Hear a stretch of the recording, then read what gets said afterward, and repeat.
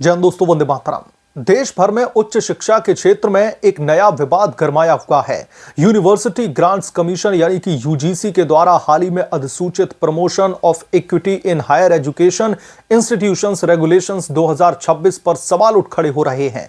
ये नियम दोस्तों उच्च शिक्षण संस्थानों में जाति, लिंग, धर्म, क्षेत्रीयता आदि के आधार पर भेदभाव रोकने के लिए बनाए गए हैं, लेकिन कई संगठनों और छात्रों का दावा है कि ये नियम सीधे तौर पर रिवर्स डिस्क्रिमिनेशन को बढ़ावा दे सकते हैं और जनरल कैटेगरी के छात्रों को नुकसान पहुंचा सकते हैं। इस विवाद ने दोस्तों पूरे देश में प्रदर्शन, बहस और सोशल मीडिया पर तीखी प्रतिक्रियाओं को जन्म दे दिया है।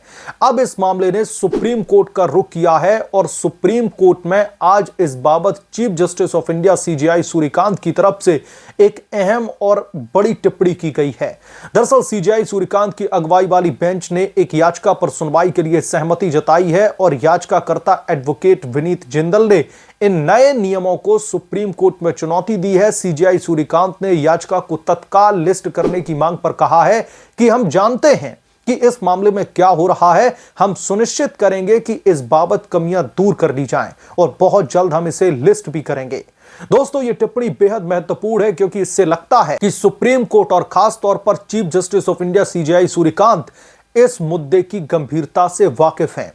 यूजीसी ने दोस्तों जनवरी में promotion of equity in higher education institutions regulations 2026 जो है जारी किए हैं। इन नियमों का उद्देश्य शिक्षा संस्थानों में समानता को बढ़ावा देना और भेदभाव को रोकना है, जिस तरीके का दावा किया जा रहा है सरकार की तरफ से। लेकिन इस पर बहुत सारा विवाद भी उठ खड़ा हुआ है। खास तौर पर जो सवर्ण समाज के लोग हैं, जो जनरल कैटेगरी के लोग हैं, उन्होंने इसके खिलाफ में जो है प्रदर्शन धरने शुरू कर रखे हैं। संस्थानों को जाति, लिंग, धर्म, क्षेत्रीयता, आर्थिक स्थिति के आधार पर भेदभाव रोकने के लिए ग्रीवांस रिड्रेसल मैकेनिज्म बनाना जो है अनिवार्य है। जाति के आधार पर भेदभाव की परिभाषा को एससी, एसटी, ओबीसी पर फोकस किया गया है, जिसमें कास्ट बेस्ड डिस्क्रिमिनेशन को मुख्य रूप से इन समुदायों के खिलाफ में बताया गया है। संस्थानों पर एंटी डिस्क्रिमिनेशन पॉलिसी लागू करने, शिकायतों की जांच करना और सजा का प्रावधान बताया जा रहा है इस बिल में। यह नियम दोस्तों साल 2016 में रोहित वेमुला और साल 2019 में पायल तडवी की आत्महत्या जैसी घटनाओं के बाद की सिफारिशों पर आधारित हैं, जहां पर जातिगत भेदभाव को कारण माना गया। लेकिन विरोधी पक्ष का कहना है कि यह नियम सीधे तौर पर जनरल कैटेगरी के छात्रों को ग्रीवांस रिड्रेसल से बाहर रखते हैं, यानी कि उनके खिलाफ में अगर किसी भी तरीके के आरोप लगते हैं, जो तमाम कैटेगरी को एक प्रोटेक्शन दी जा रही है, वो जनरल कैटेगरी को नहीं दी जा रही, जिससे रिवर्स डिस्क्रिमिनेशन या फिर रिवर्स कास्टिज्म को वैधता मिल सकती है। याचिका जो सुप्रीम कोर्ट में डाली गई है उसमें दावा किया गया है कि ये नियम नॉन इंक्लूसिव हैं और सामान्य वर्ग के छात्रों की शिकायतों को नजरअंदाज कर सकते हैं, जो संविधान की सीधे तौर पर आर्टिकल 14 यानी कि जो अनुच्छेद 14 है जिसमें समानता का अधिकार है और अनुच्छेद 15 जिसमें भेदभाव निषेध का उल्लंघन जो है सीधे तौर पर हो रहा है।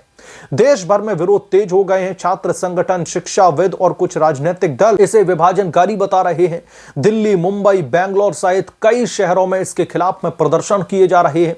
कुछ का कहना है कि यह नियम जाति आधारित आरक्षण को और भी ज्यादा मजबूत कर सकते हैं, जबकि अन्य इसे समावेशी शिक्षा की दिशा में कदम मानते हैं।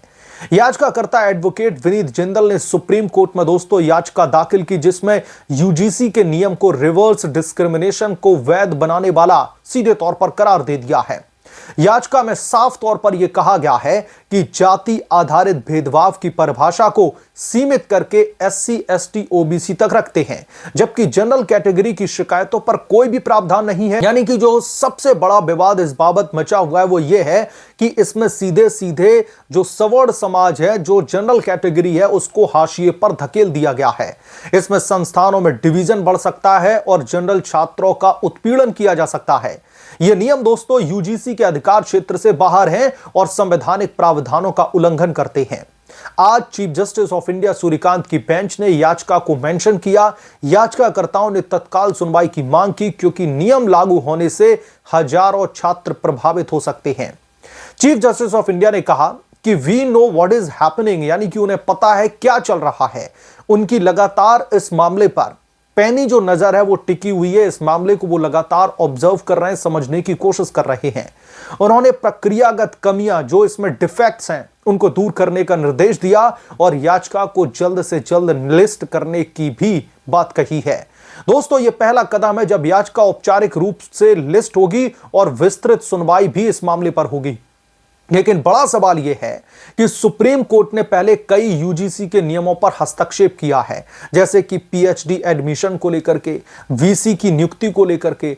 अगर कोर्ट पाता है कि नियम संविधान के अनुच्छेद 14 और 15 या फिर 21 का उल्लंघन करता है, ये रिवर्स डिस्क्रिमिनेशन को बढ़ावा देते हैं, यूजीसी का अधिकार क्षेत्र पार हो रहा है, तो नियमों को रद्द या फिर संशोधित किया जा सकता है। यानी कि यूजीसी में सुप्रीम कोर्ट के निर्देश के बाद में इसमें सुधार की गुंजाइश है और सरकार को इस तरीके का आदेश आ सकता है। चीफ जस्टिस ऑफ इंडिया की टिप्पणी से लगता है कि कोर्ट इस मुद्दे की गंभीरता से वाजिब है, इस गंभीरता को कहीं ना कहीं वो दिखा रहे हैं। हालांकि कोर्ट अक्सर सरकार को संशोधन का मौका देता है। सरकार और यूजीसी की तरफ से अभी कोई भी आधिकारिक बयान नहीं आया, लेकिन शिक्षा मंत्रालय इसे समावेशी शिक्षा का हिस्सा बता रहा है।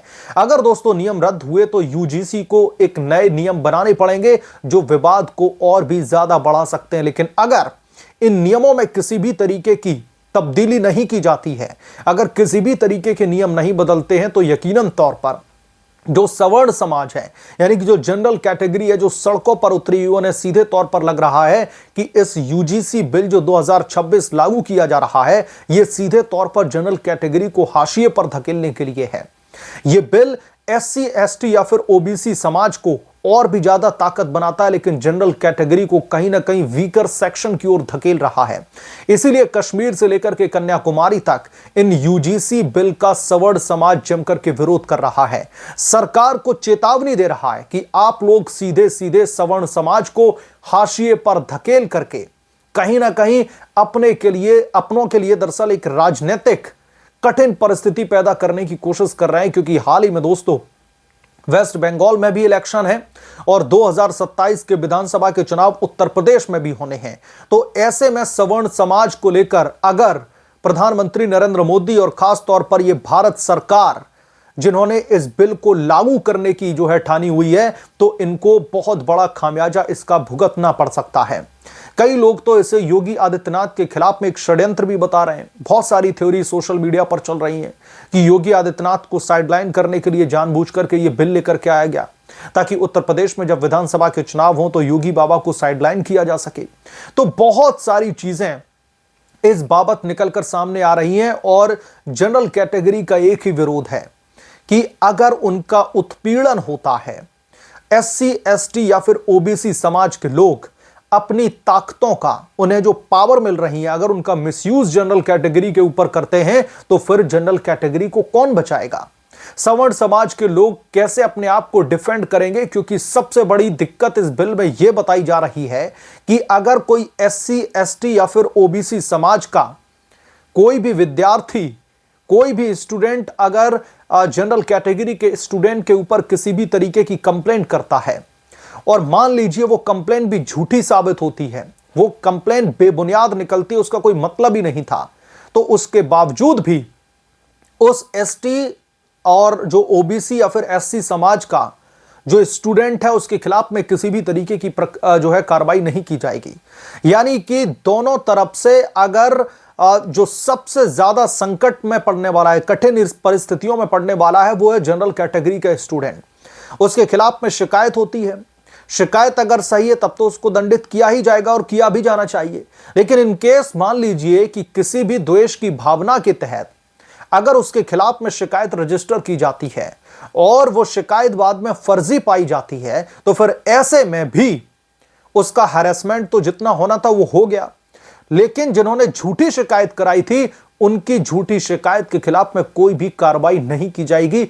इस तरीके का प्रावधान इन यूजीसी के बिल में जो है बनाया गया है। इसकी वजह से कश्मीर से लेकर के कन्याकुमारी तक इसके खिलाफ में विरोध प्रदर्शन देखने के लिए मिल रहे हैं। बहरहाल आप क्या सोचते हैं इसके बारे में, आपकी क्या राय है, हमें कमेंट करके जरूर बताएं। जल्द मिलूंगा किस दूसरे बड़े अपडेट के साथ में, तब तक के लिए धन्यवाद। अगर आप लोग चैनल पर नए हैं तो प्लीज चैनल को सब्सक्राइब करें, साइड बने बेल आइकन को जरूर प्रेस करें, ताकि जब भी मैं कोई बड़ी खबर लेकर आऊं तो इसकी जानकारी सबसे पहले आपको मिले।